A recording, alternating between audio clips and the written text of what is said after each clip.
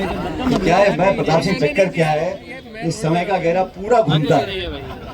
फिर वही मौका आ गया, वही धरने का समय आ गया, वही राजस्थान पुलिस है। तो बहुत बड़ी बात नहीं है और हम सबका इसमें सबकी सहमति है, कोई इसमें आगे पीछे नहीं है।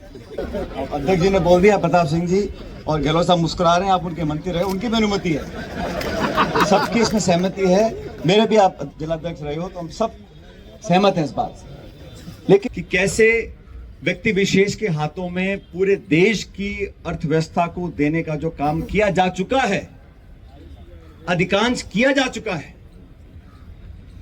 कांग्रेस पार्टी ना तो उद्योग के खिलाफ है, ना उद्योगपतियों के खिलाफ है, ना निवेश के खिलाफ है।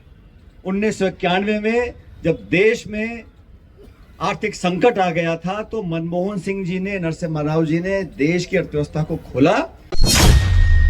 गहलोत साहब बैठे हैं, आपके मंत्री रहे प्रताप सिंह जी, पूर्व जिलाध्यक्ष रहे, तो मुझे लगता है हम सब लोग एक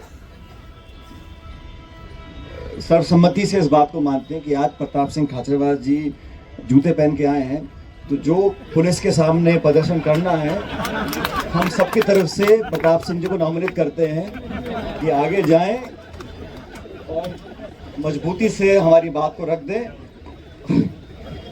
जिलाध्यक्ष रहे हैं, उन्होंने पूरी कहानी बताई, जब मैं अध्यक्ष था कैसे पुलिस आई, कैसे लाठी चली, मेरे पास जूते थे तो मैं चला गया, इन पे सैंडल थे, नहीं जा पाए। तो क्या है, मैं प्रताप सिंह चक्कर क्या है, इस समय का घेरा पूरा घूमता है। फिर वही मौका आ गया, वही धरने का समय आ गया, वही राजस्थान पुलिस है। तो बहुत बड़ी बात नहीं है और हम सबका इसमें सबकी सहमति है, कोई इसमें आगे पीछे नहीं है। हाँ, अध्यक्ष जी ने बोल दिया, प्रताप सिंह जी और गहलोत साहब मुस्कुरा रहे हैं, आप उनके मंत्री रहे, उनकी भी अनुमति है, सबकी इसमें सहमति है। मेरे भी आप जिलाध्यक्ष रहे हो तो हम सब सहमत हैं इस बात से।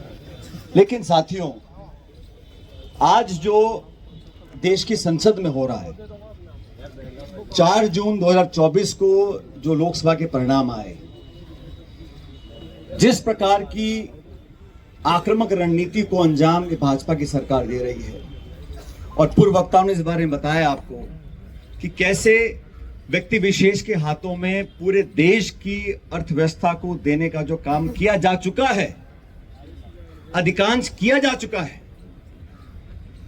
कांग्रेस पार्टी ना तो उद्योग के खिलाफ है, ना उद्योगपतियों के खिलाफ है, ना निवेश के खिलाफ है। 1991 में जब देश में आर्थिक संकट आ गया था तो मनमोहन सिंह जी ने, नरसिम्हा राव जी ने देश की अर्थव्यवस्था को खोला, और आज जो आधुनिकीकरण हम देख रहे हैं, निवेश हम देख रहे हैं, सबसे बड़ी हम अर्थव्यवस्था बन रहे हैं, 3 ट्रिलियन 4 ट्रिलियन 5 ट्रिलियन, उसकी नींव कांग्रेस पार्टी ने रखी थी। तो ये जो भाजपा के साथी बताते हैं कि कांग्रेस उद्योगपतियों के खिलाफ है, ऐसा बिल्कुल नहीं। हाँ, देश की संपूर्ण संपत्ति आप चुन चुन के व्यक्ति विशेष को दे दो, हवाई अड्डा, रेलवे लाइन, पोर्ट, बिजली घर, खान, जो सरकार की संपत्ति, जनता की संपत्ति है, उसको औने पौने दाम में सरकारी बैंकों से कर्जा दिलाकर व्यक्ति विशेष को दे दो, उसके हम खिलाफ हैं। और आप सबकी जानकारी के लिए बता दूं, अमेरिका में जो कानून है जिसके तहत अदानी जी को अरेस्ट वारंट की बात करी गई है, वो कानून बड़ा स्पष्ट है और बहुत कम ऐसे मुल्क हैं दुनिया में जहां पे ऐसा कानून है। उस कानून में लिखा हुआ है, अमेरिका में अगर आप लोगों से पैसा निवेश कराना चाहते हो तो आपकी कंपनी ने दुनिया के किसी देश में अगर करप्शन किया है, स्थापित हो चुका है, तो हम आपके खिलाफ कार्रवाई करेंगे। अमेरिका को मजा नहीं आ रहा है इस प्रकार के वारंट जारी करने में। उन्होंने स्थापित किया कि भारतवर्ष में लगातार आपने भ्रष्टाचार किया, लोगों को पैसे देकर आपने ठेके लिए, और वो स्थापित होने के बाद अमेरिका में वो वारंट जारी किया गया।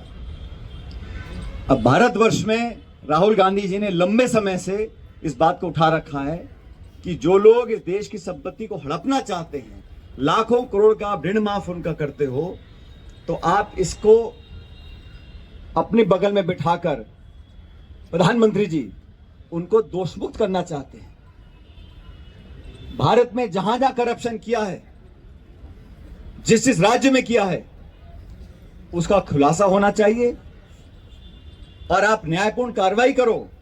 और राहुल गांधी जी क्या बोलते हैं कि मोदी जी नहीं कर पाएंगे, क्योंकि असली ताकत तो अडानी जी के पास है। मोदी से राजनीतिक कार्यकर्ता हैं, लेकिन पूरा जो षड्यंत्र रचा जा रहा है वो गौतम अडानी जी रच रहे हैं। और आज हमारी पार्टी का जो धरना है वो इसके खिलाफ है कि जहां जहां गौतम अडानी जी के मार्फत भ्रष्टाचार किया गया है, लाखों करोड़ का घोटाला किया गया है, देश में सत्ता का एकीकरण और उद्योग का एकीकरण, उसके खिलाफ कांग्रेस पार्टी है और उसके खिलाफ हम आज आवाज उठा रहे हैं।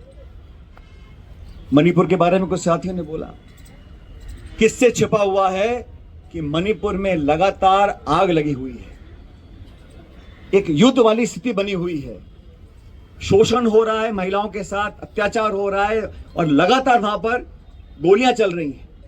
लेकिन दुर्भाग्यवश मणिपुर राज्य में सिर्फ 2 लोकसभा की सीटें हैं, इसीलिए भाजपा के केंद्र की सरकार वहां झांक कर देखना नहीं चाहती है।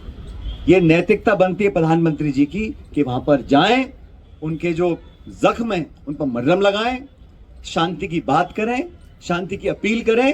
और वहां पर जैसा जूली जी कह रहे थे, वहां पर भी डबल इंजन सरकार है, तो वहां का जिम्मेदार कौन है? वो चाहते हैं आंख सुलगती रहे और आप वहां जाके देखें नहीं। तो हम सब लोग भारत के समान नागरिक हैं, हम किसी राज्य में रहें, हमारे बराबर के अधिकार हैं। हमारे भाई बहनों के साथ अगर अत्याचार, शोषण, दुष्कर्म मणिपुर में हो रहा है तो हमारा दायित्व बनता है कि हम खड़े होकर आवाज उठाएं और बोले केंद्र सरकार को कि वहां पे आप पहल करो, शांति की स्थापना करो, हम उसको सराहना करेंगे। लेकिन सिर्फ और सिर्फ राजनीति करने के लिए राहुल गांधी जी को कोसना, गांधी परिवार को कोसना, कांग्रेस को कोसना, नेहरू जी को कोसना, कांग्रेस की सरकारों को कोसना, कोसते कोसते उनको आदत पड़ गई और अब अंबेडकर जी को भी कोस दिया। भारत की संसद के अंदर आप भारत रत्न अंबेडकर जी की इस प्रकार अवमानना करें, उनकी बेइज्जती करें, मैं समझता हूं ये किसी भी सरकार को ये अधिकार नहीं है। उन्हें माफी मांगनी चाहिए, पूरे देश से भारतीय जनता पार्टी को माफी मांगनी पड़ेगी कि आपने अंबेडकर जी का जो सरेआम, ये बंद कमरे में नहीं कहा, सदन के पटल पर कहा है। और अगर गृह मंत्री जी के वक्तव्य से पूरी भाजपा सहमत है तो हमें कोई चिंता नहीं है। लेकिन भारतीय जनता पार्टी में अगर एक भी ऐसा नेता है जिसे लगता है कि अंबेडकर जी ने भारत के संविधान को लिखा था, उनकी बेइज्जती, उनकी अवमानना नहीं होनी चाहिए थी, तो पूरी भाजपा को माफी मांगनी चाहिए इस प्रकार अंबेडकर साहब की जो बेइज्जती उन्होंने करी। दोस्तों, ये जो सरकार बनी है 2-2 बैसाखियों पे चल रही है और आप लोग जानते हो इस केंद्र के बजट में दोनों राज्यों को, तमिलनाडु को और बिहार को लाखों करोड़ रुपए दिए हैं। हमारा कोई झगड़ा वहां के नागरिकों के साथ नहीं है, बिहार के लोगों के साथ या तमिलनाडु या आंध्र प्रदेश के लोगों के साथ। आंध्र और बिहार को आपने सिर्फ इसलिए लाखों करोड़ रुपए दिए क्योंकि उनके सांसदों की आपको जरूरत है। राजस्थान में यहां लगातार बीजेपी जीतती रही, इस बार पटकनी खा गए और 11 सीटें बीजेपी हारी है। उसी की खुन्नस निकालने के लिए इन्होंने राजस्थान को कुछ नहीं दिया। कल प्रधानमंत्री यहां पर आए, बड़ी बड़ी बातें बोली, लेकिन राष्ट्रीय परियोजना इसको घोषित नहीं किया। और ये बात सच है, इस परियोजना के प्रति जो कुछ भी काम किया है, घोषणा किसी ने करी हो, लेकिन काम कांग्रेस की सरकार ने किया है। ये बात इतिहास में लिखी हुई है, इसको कोई बदल नहीं सकता। मैं तो आप सब लोगों से आग्रह करूंगा, भाजपा की सरकार को 1 साल हो गया है राजस्थान में, और 1 सालों में लगातार सत्ता में खिंचाव रहा, इतने सारे सत्ता के केंद्र बन गए, किसी को मालूम नहीं सरकार कौन चला रहा है, दिल्ली से चल रही है, जयपुर से चल रही है। इसलिए मैं तो आपको आह्वान करूंगा, हम एकजुटता से रहें। और अंत में, अभी आप ही बोले थे प्रताप सिंह जी कि सभी नेता आ गए, सभी नेता आ गए।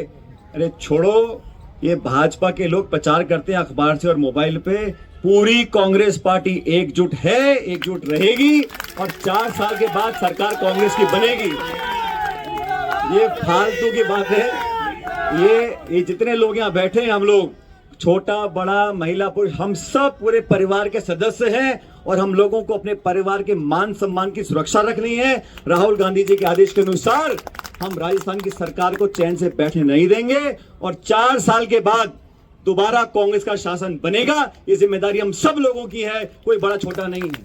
आज किसी पे पद है, किसी पे नहीं है, लेकिन हम सब इस कांग्रेस परिवार के सदस्य हैं, साथ में जिए हैं, साथ में लड़ेंगे और साथ में कांग्रेस का राज दोबारा लेकर आएंगे। लेकिन जरूरत पड़ेगी तो हम सबको सामने आके लड़ना पड़ेगा। ये संघर्ष का समय है। दिल्ली और जयपुर में हम लोग सोचे कि अपने आप चुनाव होंगे, अपने आप कार्यकर्ता नहीं, कार्यकर्ता हमको देखते हैं। अपने आचरण से, अपने वक्तव्य से, अपने व्यवहार से अगर हम लोग जनता का मन नहीं जीत पाएंगे तो जनता साथ नहीं जुड़ेगी। लेकिन मुझे पूरा विश्वास है, यहाँ जूली जी बैठे हैं, डोटासरा जी बैठे हैं, हम सब मिलकर एक साथ संघर्ष करेंगे, आवाज को उठाएंगे। जिन मुद्दों पर जनता चाहती हमारी आवाज सुनना, आवाज को सुनाकर इस गूंगी सरकार को जगाने का काम करेंगे।